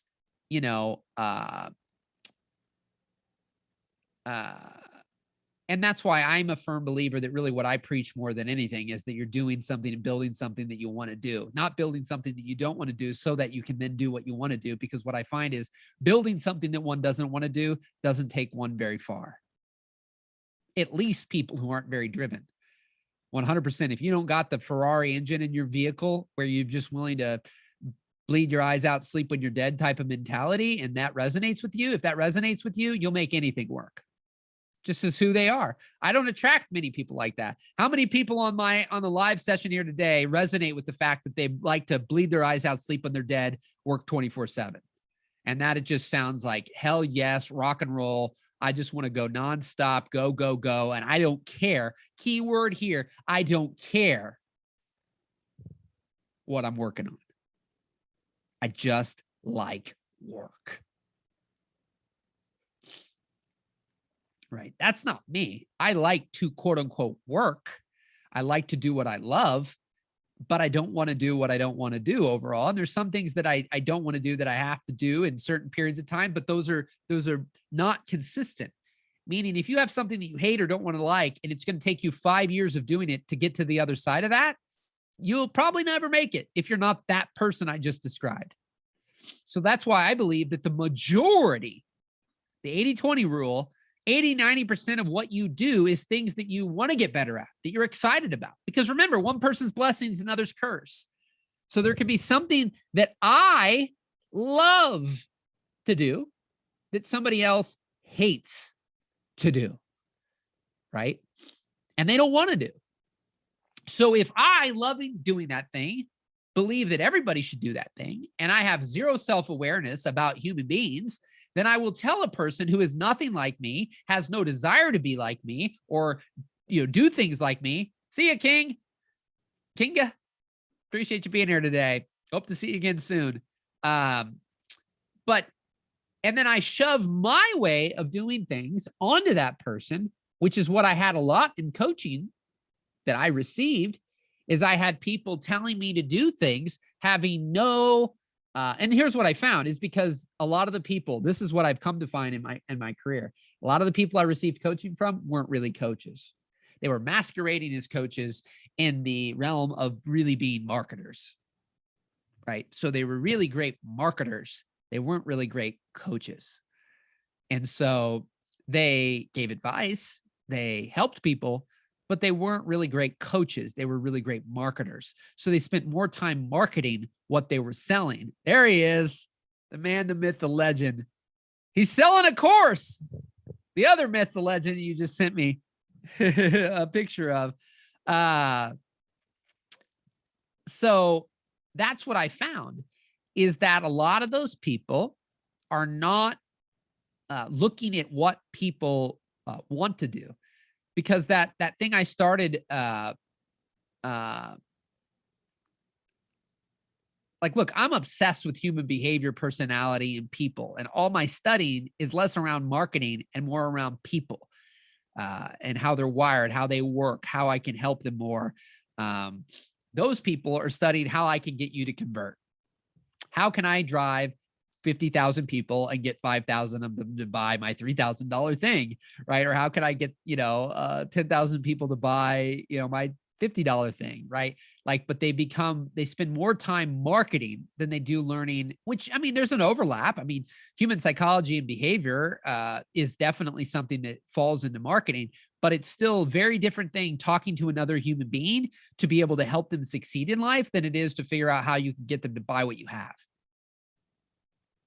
And it just so happens that some people, I mean, I believe it's important to learn, or else you don't have a business, which means you don't get to do what you love, right? That's the problem that most people have, is because they are really bad marketers. And if you're a bad marketer, you're not great at what you do, and we don't tune up your mind, you got a real serious problem. Because where's my sign? Massive imperfect action is a byproduct of getting someone to believe in what they have to offer and putting it out there in a more massive way. And so what I find is that, just like the Ben Rector story that we started this with today, the people who aren't what I described a minute ago, the bleed your eyes out, sleep when you're dead, who will do anything and they don't care what they're doing. If you're not that person, then it matters a lot more that you're doing something that you love. And that the majority of time that you're spending doing something is things that you're excited about doing or excited about learning. Because there will be things that we don't want to do, but how consistent. If you have it flipped and you're building a business right now that has 80% of the activities that are involved are things that you wish you didn't have to do or don't want to do and aren't excited about, there's probably a reason why you don't have much money with that thing right now.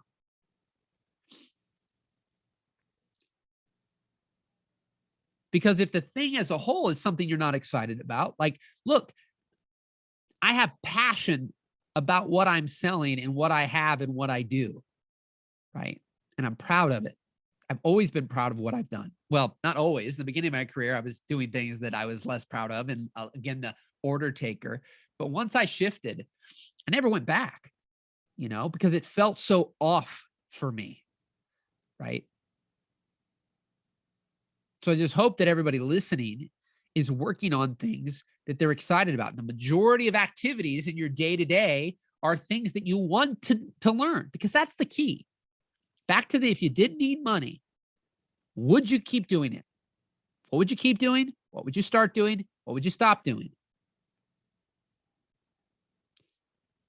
You need to take a deep look at the stops.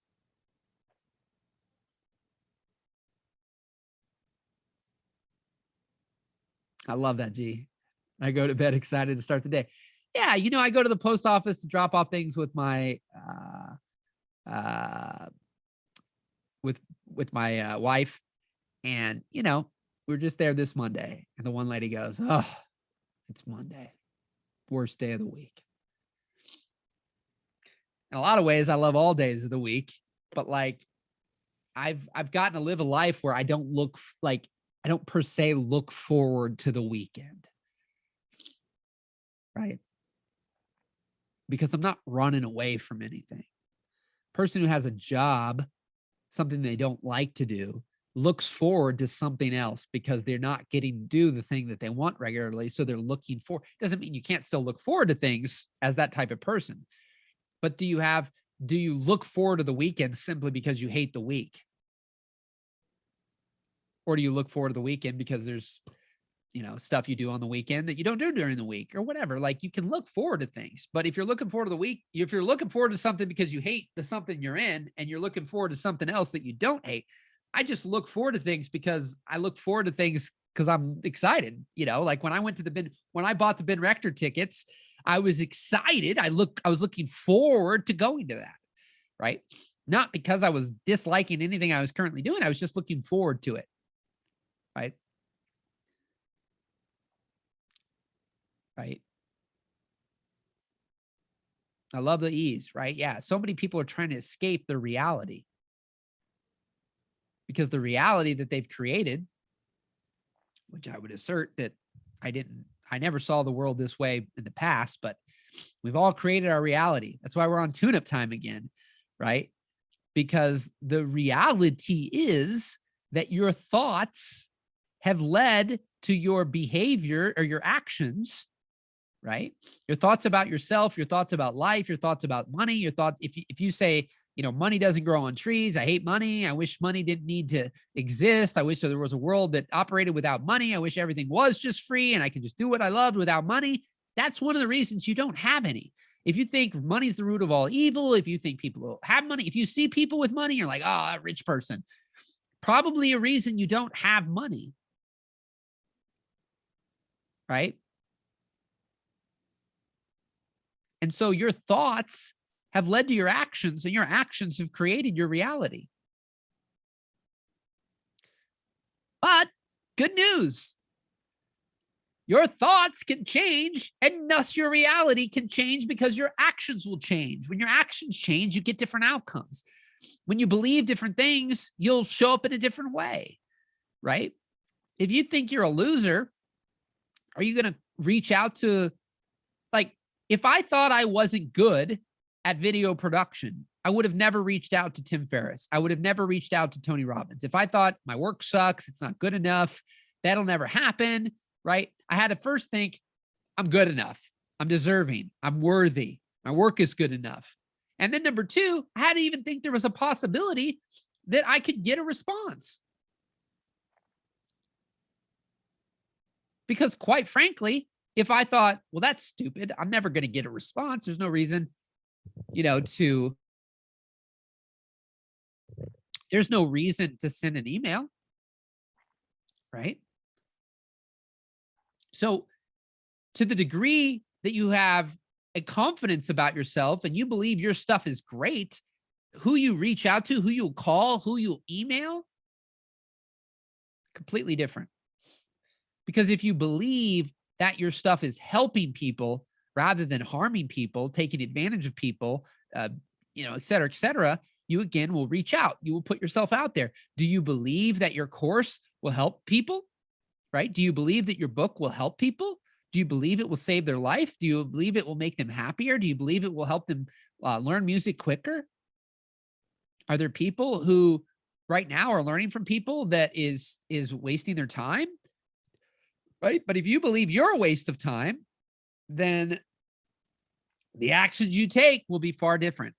So when I was overwhelmed teaching at 3 different schools, I refused to think about the workload on Sunday because I was trying to catch my breath from the previous work. That makes this time in my life so much sweeter. I'm enjoying this journey. Yeah. And I just don't believe that we should build self-employment that's a jail cell. Just go get a job.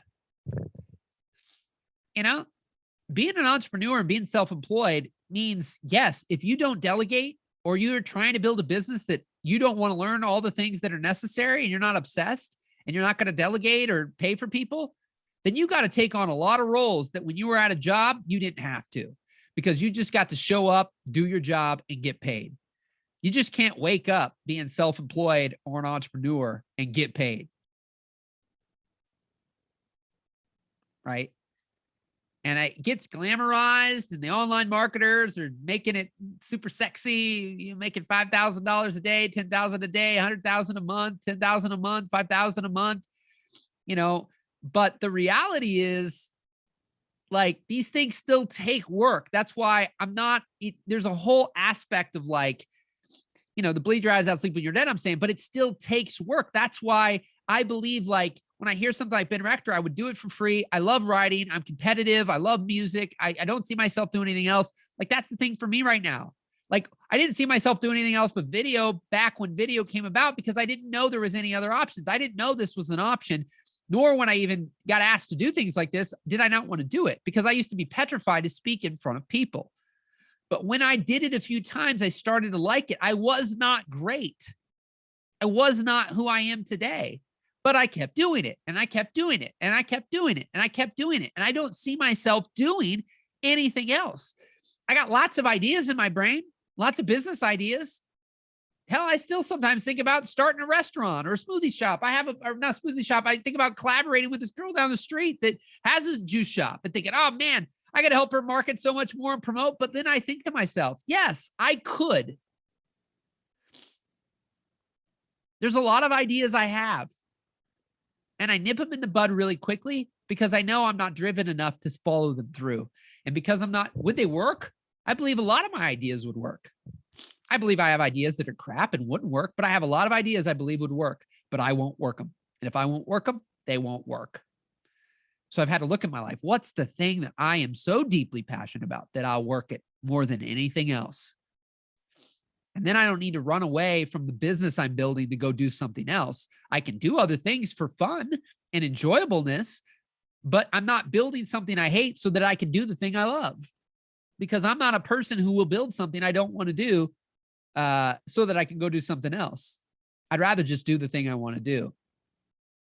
And so that aspect of knowing that there's ways to achieve certain things, like, I remember when I loved music videos, didn't love them enough though, right? I didn't love them enough. And I knew to make it into the realm of music videos where I could get paid well and make a good business out of it, I wasn't passionate enough. I've had many people. I had a lady that I did video training with once, and she spent a day with me. At the end of the day, she was in tears and said, thank God I did this. Now I know I don't want to do video.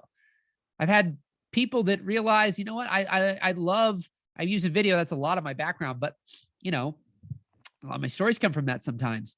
But that would be like, I went into business doing something else because I realized that they wanted to have a video production company, but they realized that they weren't passionate enough about it.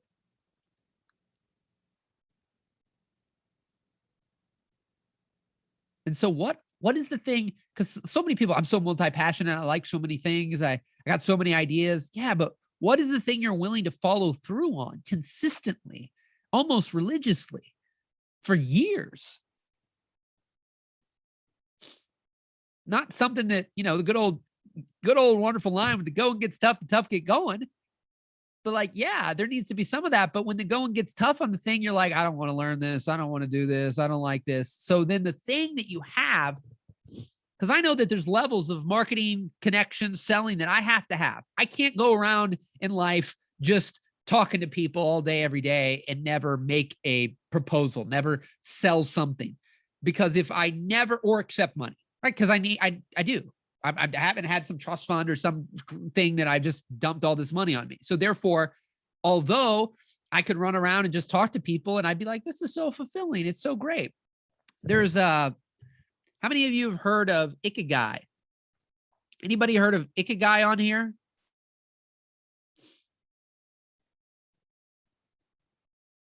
Ikigai?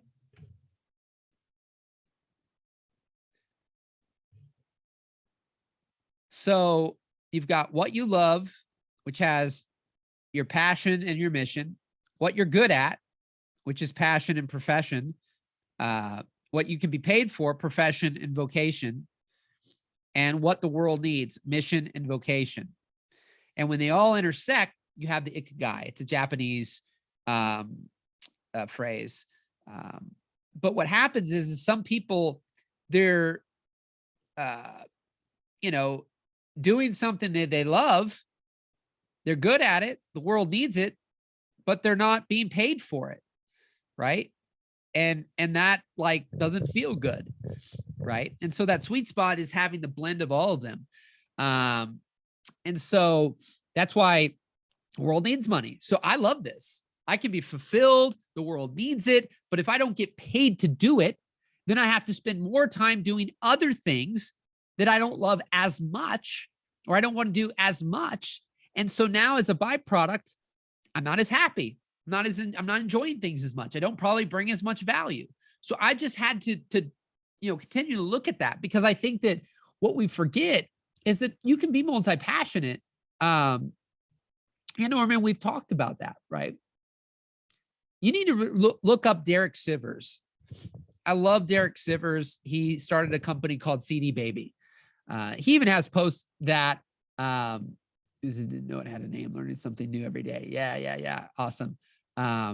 There's lots of ways, but what's in most alignment with you as an individual, right? Look, there are people that do what I do, and they're radio talk show hosts, right? They're on TV. They have YouTube channels, right? They build their YouTube following and they get AdSense, or they have a Patreon and they have people donate, but they keep getting more and more people. They sell courses, they sell membership sites, they sell, they play at events, right? Like, it all depends on what it is that you're selling. And then you have to look at all the avenues that you could do, and then look at what are you willing to learn and what are you willing to do, right? So when I look at speaking, there are a whole bunch of different ways that someone, like, I brought this up before, right? Like, look, I could be a customer service agent for AT&T, and I could be talking all day long. I'm very clear about what kind of talking I want to do. Because if I just say, I just want to talk, well, God, I could work at McDonald's and talk all day. Like, I might not be in conversation, but my mouth would be moving all day long, right? So we got to get clear. Like, what's the dream scenario, right? And then look at the reality. Does the world need that? Is it something that you could be paid for? Right? I don't care if something that outside of me talking, like, I'd rather do money in investments and crypto and the stock market and things like that than I would try to do any other thing in business, and just be really smart with my money. That's where I've come to at this stage in my life at, 35 years old. That's what I want to do. Be really smart with my money and cash flow and cash and, and investing that way. And in business, do this and rock this out. Because I know I have a greater chance of earning an excess through those other methods of investment than I do trying to build a business other than this activity. Because at the core, like, from a fulfillment standpoint, even if courses and things were selling, if I had the tenacity to grow that, I would still be in connection with people. I still would be coaching. I still would be talking to people, in conversation with people. That is my ideal. This has been a preaching session today, preaching, teaching session, tune-up session. But the majority of sessions I do, the majority of my weekly interactions are Voxer and the phone. Sometimes in person, right? But that's where I get fulfillment. So if you're a musician, if you're a writer, what is that ideal? If you didn't need money, right? If all the money were given to you, would you be creating courses? Or would you be teaching in person to people? Would you be holding in-person workshops or online workshops? Would you be playing at gigs? Would you have a crowd or an audience? What would you be doing, right? Ben Rector is touring. He tours. He brings out albums and he tours. Those are really his, I believe, main forms of income that he's gotten to. He's that old school musician that he's built it up where he writes songs, brings out albums that get bought or streamed now, and you can make money off that if you get lots of streams. He goes on tour.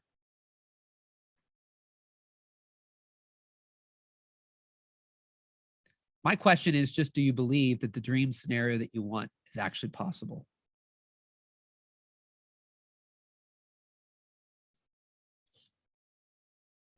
Do you believe that the dream scenario for you is possible?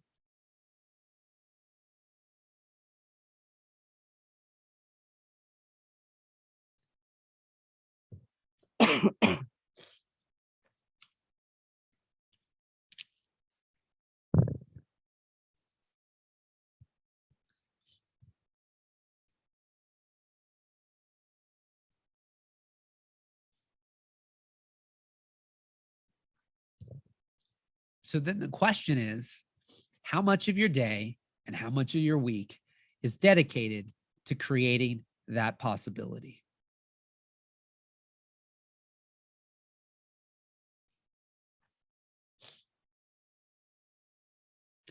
You know, there was a period of time where all my income was made off of video production. Therefore, I spent my days 6 months out of the year running around with my camera filming. So I spent less time dedicated to this than I do now. But I also had to start saying no and make less money to make more time to do more of this to shake out that balance. So I believe there's always kind of transitions in life, but do you believe it's possible? If you believe it's possible, then how much time are you spending doing it? And then from there, to what degree do you believe in yourself and your abilities and your talents and your skills to where you're getting in front of the right people who will value it, right? There's that one meme or something out there where it's like, this person had a old broken watch and they took it to this one place and it was worth $5. They took it somewhere else and it was worth 50. They took it somewhere else, 500. They took it to somebody else and it was like $50,000 and needed to be in a museum. Right now, there's a fine line there with that entire topic, because I do believe that the reality is at times people are waiting for people to value them. But I do believe you need to value you first. Because even when people are in front of you who are valuing you, if you don't value yourself, you'll likely not receive the value that you quote unquote should be worth. I brought up this before, but once I was in 2016 with a company, with a guy that all I had done was video production for them. And in 2014, we had the same kind of lunch and it was a video production job. So in 2016, when it rolled around, I thought, this is a video production job. There was not an ounce in my body that when I went to that meeting, I thought it wasn't going to be for video. Because I still did not view myself as a professional coach. I didn't still know how I was really helping. I didn't know if I was good at it, all these things. So when this guy is telling me all his problems around his company and what's going on, I finally ask, is this about video? And he's like, no, I needed the Gebs juice, right? I thought you could help me. I didn't know how. And so because of how I viewed myself, even a person who ultimately valued me, because I didn't have it packaged up, I didn't know how to offer it, I didn't know how to sell it, I didn't believe I could sell it, I didn't believe I was worth it, I didn't know what I could charge for it, nothing. To this type of person, I did for other people. This guy had a $20 million company. He saw mass value in me. I didn't see it in myself, and nothing came of that. So that's why, that scenario I just gave, you could have something that's priceless, that could be paid hundreds of thousands of dollars, but to the degree that you believe it yourself. Like, I had an artist that was from Finland, incredible artist. Most of the things she did in Finland, she'd go to these shows and she'd get $15. Then she brought 14 pieces to an art gallery in New York City, in Manhattan specifically. She sold 7 of those pieces for $1,500 a piece, roughly, within 2 days. And most of you who do or do not know my background, the majority of money I made in video production, I got on a plane. Now, any of you build internet businesses, you've got the internet at your fingertips, right? You're not held to locals. But then you still have to get in front of those people. Like her with her art, yes, you flew there physically and was in a place of prestige and wealth. And by proxy, that proximity allowed her to charge what she doesn't locally, or quote unquote can't locally. And simultaneously, she's not getting in front of those same people online, right? Who value the art, right? She obviously values it and is able to get in front of those people, but she's not doing it necessarily regularly, right? So if I wanted to charge $30,000 for a video project, but would not leave my 10-mile radius of where I live in a town of about 28,000 people, then it'd probably be every other year that I'd be getting $30,000 video projects when I was doing videos. But because I was willing to get on a plane, which is what I did the majority, like 2012 to 2020, I got on planes.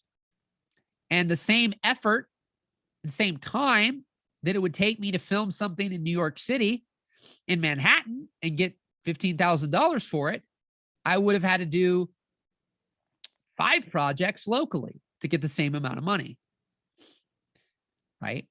So you're using the internet, you can get in front of anybody, right? Yeah.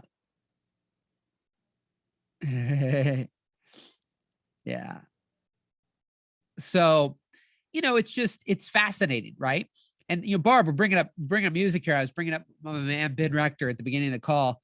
But just that aspect, again, of how we feel about ourselves, right? You feel about yourself really highly, you reach out to people of prestige and sing for them. I think it was Stevie Nicks the other day when I was thinking of Barb. I mean, freaking rock star. Barb's got an incredible, incredible voice. And it is my firm belief, because I usually, that's why I don't look at a lot of people's work, quite frankly, because I just don't even bring it into the conversation, because I still believe that most people in most scenarios with the right mindset, which is again why it's called mind tune of time, not talent tune of time, even though it's 3 T's, right? I love those types of things. But that people with the right attitude and mindset will move mountains.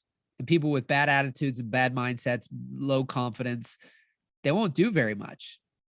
They just won't. That's why it's tuning up hearts and minds so that ideas don't die in hard sets and hard drives. But to the degree how you view yourself will be to the degree that you reach out, the actions you take, who you reach out to, et cetera, et cetera. And somebody like Barb, you could be playing to the president of the United States, right? You could be playing to anybody. And I love when I do get to combine my encouragement to talented people, because I can up the ante even more, because my encouragement goes through the roof when there's also extreme talent. And I can tell you again, I'm full honesty, some of the not as talented people that I have tuned up their mind have annihilated some of the most talented people I know. And when the most talented people I know get their minds on right, they beat that person too. Just from a simply financial perspective. Because when you get your head on straight, it's amazing how you show up in the world and who you'll reach out to, again, the actions you'll take and what you'll do. Because you view yourself through an empowering lens, you'll do very powerful things. See yourself through a scarcity, lack, disempowering lens, you'll do very disempowering things.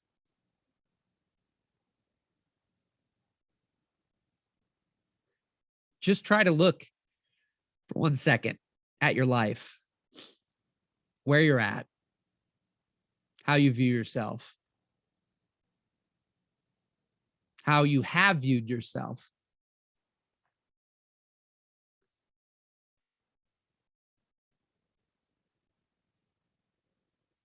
My man Fernando's out on here.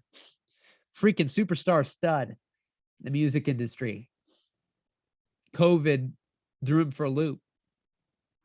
He was forced to go into an arena that he didn't have the confidence. It was a Ferrari put inside the garage. Ferraris are not meant to be inside a garage. Right? You know it, brother. So some people are forced to do things that they become beginners again. But my man Fernando, freaking rock star. But he was in an industry filming. I mean, if you could just type some in, be humble, but just type a few people in that are the namers that you've filmed for. And and done stuff with, but like traveling all around to different concerts and venues and music videos and things. But then it all got shut down. So forced to then go into a world that he wasn't in, right? Because he was in a world that was all travel, and he was just able to, charisma his way in the door, talent his way in the door, people skills his way in the door, hustle and grind his way through the door, right? Just get in the room. If he got in the room, he made magic happen. And then when he couldn't get in rooms, it's like, well, then what room do I get in? What do I do? How do I do it? Right. And so at a shift, and now things are getting back to normal. The Ferrari's getting out of the garage, and it's getting driven again. And the freaking, magic's happening again, and it's so incredible to see, because some of us just go through a season. It's that simple. And those seasons, we have things to learn from, even if they don't feel good and you wish maybe you don't ever have to go back to them again. There's still probably skills and things that you learn. The Joy of Music for Ben Rector that I mentioned, it was through, he had like 7 songs recorded. And then when COVID hit, he got crushed.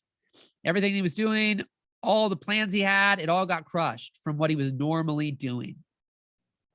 And then things happened, and he got time with his family like he'd never had before. And things started to happen, and the joy came back, and the joy of music came back.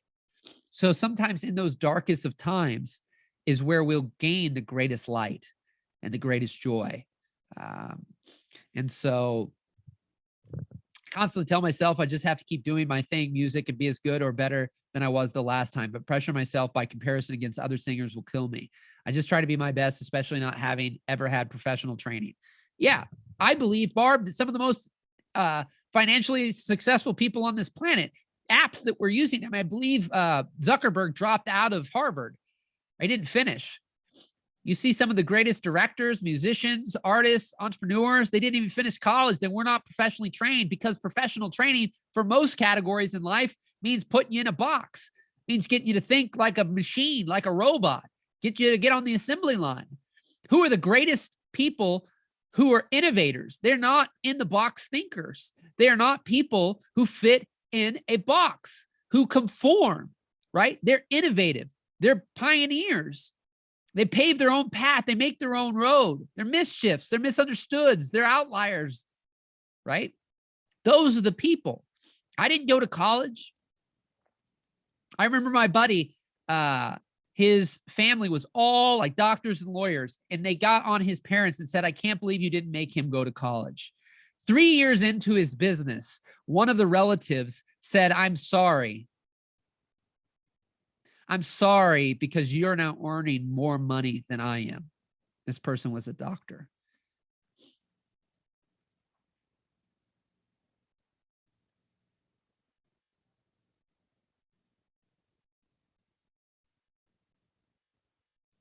We need doctors and lawyers and surgeons and different types of people like that. But the reality is,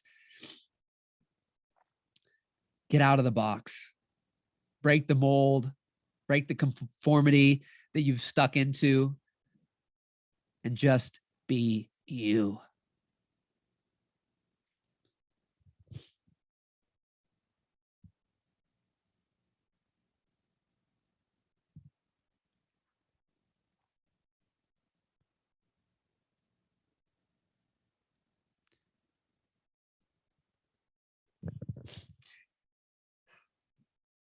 All right, my friends, there he is right there, Ben Rector, Magic. His last album was called Magic. This album is called The Joy of Music. I just want to continue. This is what brings me joy, and thus infects and brings joy to others. And all I want for the people that I work with is for them to do what brings them joy and bring joy to others. So much love, my friends. I appreciate you all so much. Thank you for coming, for listening. Share this with a friend. You can again go to mindtuneuptimelive.com. That's the best link to give them. There's some goodies on the site. And I did do 2 hours. Didn't think I was going to, but I did. And so yeah, I'm super grateful for all of you and appreciative that you show up and obviously get value, or else you wouldn't show up. And so much love to all of you. We'll see you all next week. And keep rocking, keep rolling, and I'll talk soon.